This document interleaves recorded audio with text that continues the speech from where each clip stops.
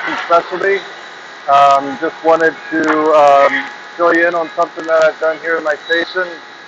Maybe it's partly a tip on how to sand an inside 90-degree corner like this one. Generally, we try to sand as much as we can ahead of time, but in this joint, it's put together later.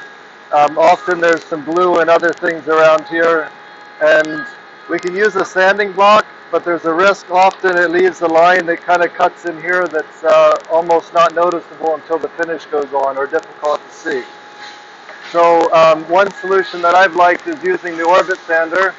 However, most of you who do sanding probably know that our pads or our discs stick over the edge, and that edge will cut like a knife. It kind of cuts right into the backside here. So if I just use this along here as I bump in, it's going to leave a little groove in there, which I don't want to have. It just adds extra work. So one thing that I've done for a while is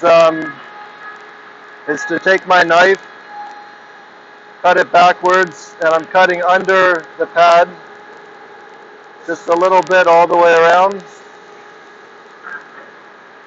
And it can work okay. It takes some time. One of the risks is it's a little bit hard to find that exact edge, and sometimes I have to recut it, and other times you can nick the corner of the pad, and that's not something we want to do either. So I found a solution to improve that. We'll come back and show you that in a minute. Okay, Jason back here, and so I got this disc made, just a piece of maple, pretty hard wood. I put a piece of sandpaper stuck on the bottom for grip. You can see it's about a 32nd smaller than my disc. That's the idea, is to get this sanding disc to be a little bit smaller than my pad, so that when it bumps into the edge, it stands right up to the edge, but not cutting in. So this is much easier to cut than it was before. Ideally, even better than this would be as if we had like a metal punch or something with a knife all around. But for now, this is a lot better than trying to cut along the rubber pad of the sander, and a lot less likely, no risk in causing damage to that. So I got my new disc cut.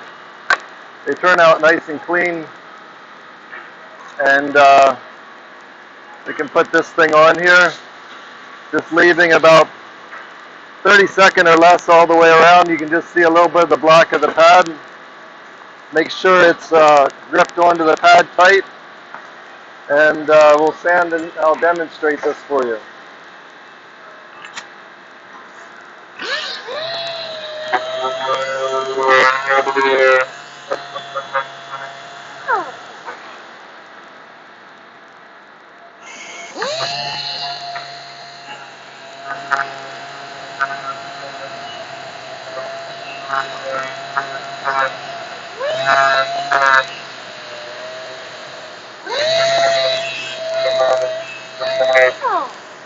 Okay, I'll have some cleanup to do on the profile, but you can see it cleaned up really nice there.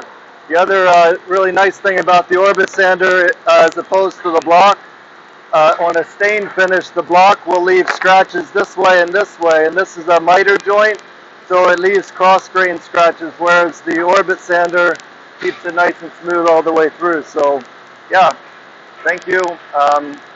So today we saved motion. It's much faster using this disc, less defects on my equipment, and an improved results, I think, in sanding.